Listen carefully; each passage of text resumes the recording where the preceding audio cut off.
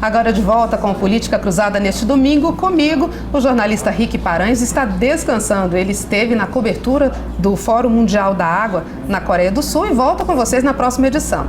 No bloco anterior, eu conversava com o consultor Antônio Carlos de Oliveira sobre política econômica. Nós respondemos algumas dúvidas de telespectadores e agora, como vocês podem ver, o nosso bate-papo ganha o reforço do jornalista Wallace Coelho, que é nosso colega repórter do Balanço Geral e também do Jornal Paranaíba. Bom dia, Wallace. Muito bom dia, Tânia. Bom dia também ao professor e a você que acompanha aí o Política Cruzada. Bom, colega jovem, está há pouco tempo na casa, mas já desenvolvendo um trabalho importante. Como é que tem sido, Wallace? Um desafio, Tânia. Um desafio interpretar a nossa política, a nossa economia, o nosso esporte, o comportamento do povo e levar aí ao ar, né, através de um jornalismo com tanta qualidade que é feito aqui na TV Paranaíba. É uma casa aqui de oportunidades, com certeza. E você acompanhou todos os detalhes do bloco anterior aqui da redação. Você bem lembrou, né, Tânia? No início aí do retorno desse bloco, no bloco passado nós falamos sobre alguns índices da economia brasileira. A gente sabe, inclusive, que o IPC, o índice de preços ao consumidor, é um dos mais comentados. A reportagem da colega Larissa Marques, ela mostra o impacto da alta da energia elétrica sobre os preços. Marina já sentiu no bolso a diferença no preço das contas de energia. Há 6 meses, ela pagava cerca de R$ 38 e agora o valor praticamente triplicou. Só pela bandeira vermelha, ela paga mais de R$ 8. Saio de casa cedo, volto de casa só à noite, não fica ninguém em casa.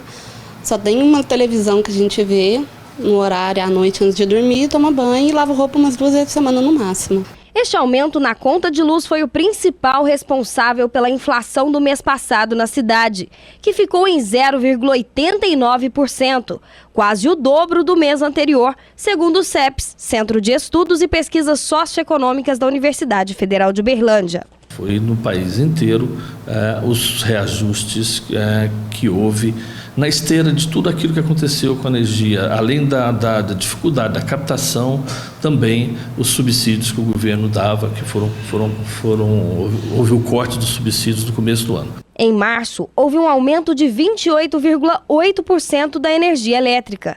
No mesmo mês, as bandeiras tarifárias, que são cobranças de taxas extras de acordo com o custo de geração de energia, também subiram.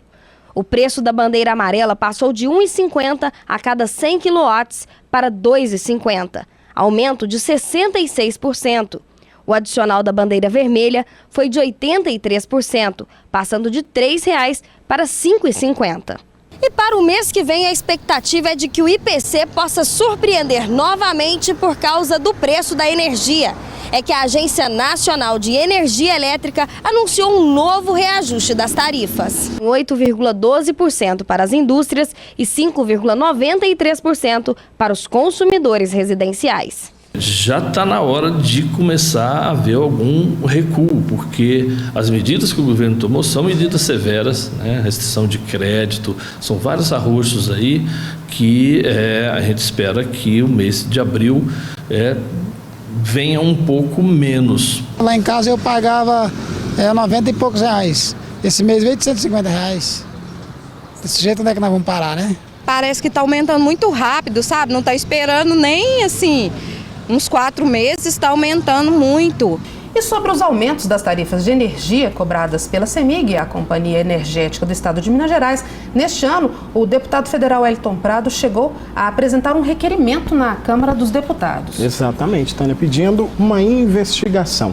O deputado defende uma fiscalização na ANEEL para investigar a atuação da agência e ainda cobrar do Tribunal de Contas da União informações sobre os lucros da CEMIG e o quanto do montante foi revertido para que a tarifa se tornasse menor nos últimos anos. Mas essa realidade de aumento da energia vem desde a crise hídrica até problemas de gestões, não é mesmo, professor?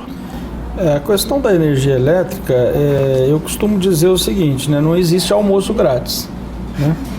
O governo, no momento anterior, ele fez uma retenção dos aumentos necessários nessa tarifa, e agora nós estamos pagando, somos chamados para pagar essa conta, agravado com a crise hídrica, né? Porque uma coisa é você ter um déficit de receita numa atividade tão importante como é a geração e distribuição de energia, e a outra é a fonte de geração dessa energia, que é a questão da crise hídrica. Então nós tivemos agora sendo chamados para pagar essa conta. Agora, professor, essa crise hídrica teve um impacto tão grande até na economia internacional, né? Isso até deu uma abalada na credibilidade do Brasil no cenário internacional. O que ocorre é o seguinte: cada vez que a gente comete algum deslize na gestão da coisa pública, isso tem um reflexo mundial muito grande. Existe uma expectativa muito grande da população, não só brasileira como internacional, com relação a um país como o nosso, tido como um país emergente, que estava assim conquistando um espaço no cenário internacional. Nós somos a 8ª economia do mundo. Tudo isso não deixa de refletir de uma forma muito assim abrangente lá fora. Todos os investidores que buscam o mercado brasileiro para fazer os seus investimentos, eles querem saber como é que está a nossa infraestrutura, como que realmente nós estamos conduzindo a política no sentido de dar condição de infraestrutura para funcionar os negócios. E energia é um ponto crucial para o desenvolvimento. Agora, se me permite, é possível a gente dizer que não houve, então, porque essa crise chegou, ela bateu a porta aí, sobretudo quem paga a conta somos nós, né? Não houve um preparo dos governos para essa situação? Eu acredito o seguinte: nós vivemos uma situação bastante interessante. Nos últimos 3 anos, vamos dizer assim, nós temos assim um cenário bastante atípico, né? Nós estávamos vivendo um momento pré-eleitoral, existia um acirramento da oposição com relação à necessidade e o interesse da conquista dos votos dos eleitores, e a situação querendo manter esses votos dos eleitores. Consequentemente, alguma coisa tinha que ser dito para essa massa de eleitores, né? Tentou assim segurar o máximo que pôde a possibilidade de uma correção nos valores que estavam sendo cobrados, até que não dá mais, porque a crise hídrica ela se intensificou. Existe uma possibilidade iminente de racionamento e, infelizmente, não se faz a recuperação das reservas que geram essa energia de um dia para o outro. Agora eu quero convidar os dois para falarmos sobre um impostômetro. A gente ouvia dizer dessa iniciativa em várias cidades brasileiras. E em Uberlândia, o Wallace Coelho foi conhecer que foi adotada a ideia por aqui, Wallace. Exatamente. Esse impostômetro aí já foi fixado, né, aqui em Uberlândia desde o começo do ano. Quando nós fomos lá, estava rodando muito. Mais de 514 bilhões de reais já estava sendo registrado ali como arrecadação de impostos. Esse número é muito maior. A expectativa é que deve chegar até o final do ano aproximadamente quase 2 trilhões de reais. Tudo isso é aquilo que a gente vai ali comprar, vai no supermercado, paga um conta produto, alta que a gente a conta de energia, é o imóvel, tudo isso, o impostômetro rodando e a população questionando se de fato esse imposto está sendo revertido nos serviços essenciais, como uma saúde de qualidade, um transporte, mas está ali para quem quiser ver. Bom, vamos assistir a reportagem então, porque eu assisti, achei bem interessante. Vamos assistir, professor? Vamos lá. A sacola continua cheia, mas os impostos ainda atormentam quem põe a mão no bolso. Pagar eu pago, mas não sei o quanto. A lógica é simples. O consumidor, ao pagar por um produto ou serviço, já está pagando também os impostos.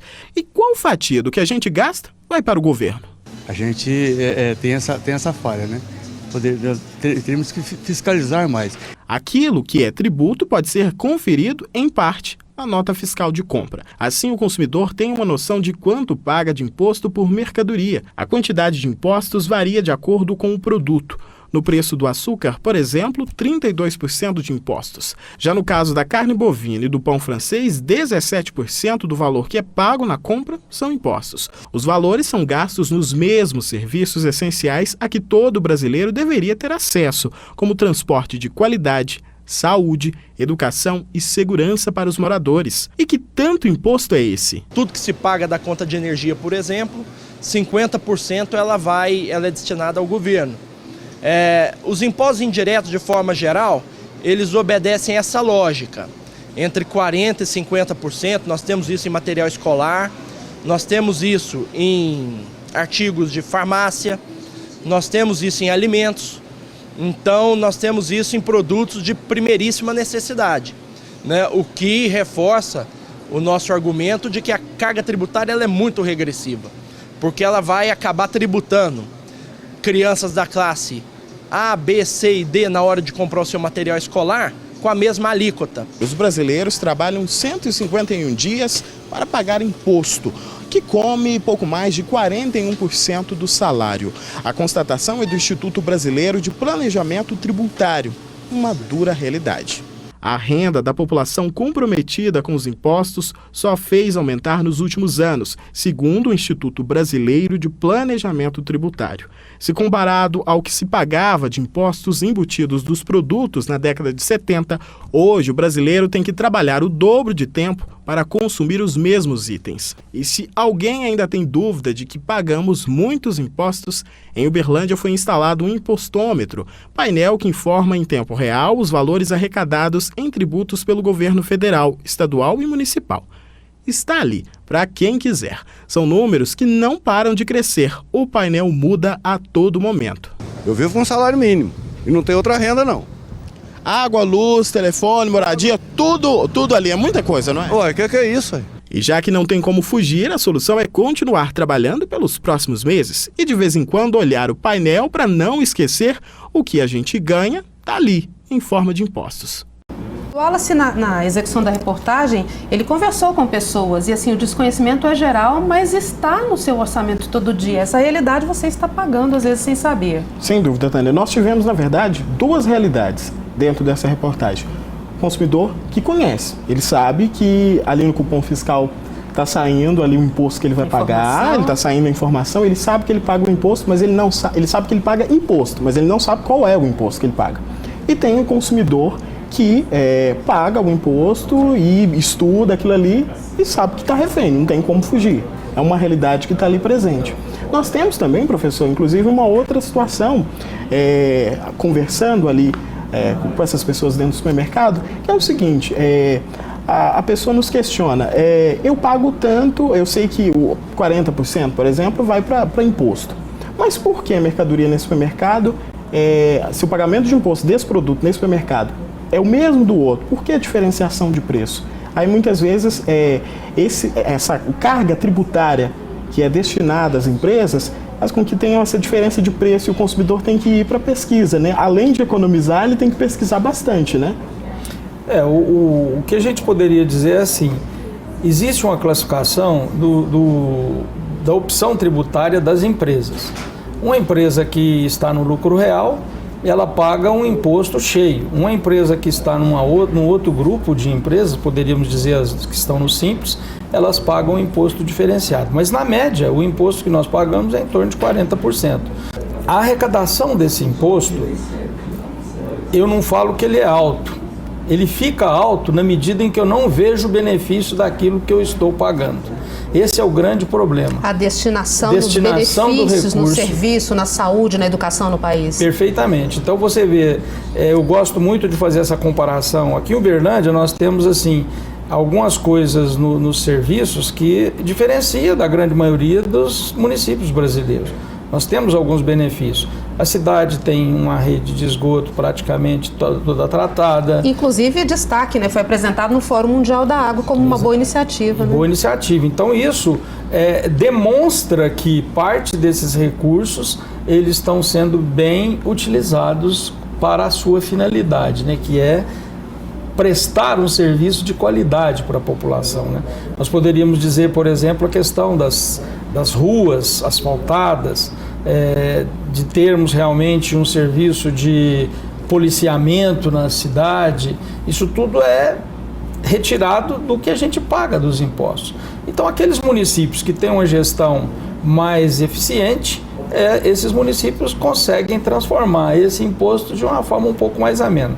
Isso eu não estou querendo dizer também que nós estamos aqui no caso de Uberlândia vivendo numa situação de excelência, né? Existem muitas conquistas que já foram efetivadas e outras que ainda deverão vir. É claro que é uma busca constante, né? Bom, então duas reflexões importantes nesse bloco, a questão do peso do imposto, mas também da boa aplicação em nome daquilo que o cidadão tem direito. E nós vamos para mais um intervalo aqui no Política Cruzada, mas na volta tem muito mais para você e tem até dicas de economia para o pessoal de casa. Olha, imperdível. Os nossos convidados continuam conosco, consultor Antônio Carlos de Oliveira e jornalista Wallace Coelho. O intervalo é rapidinho.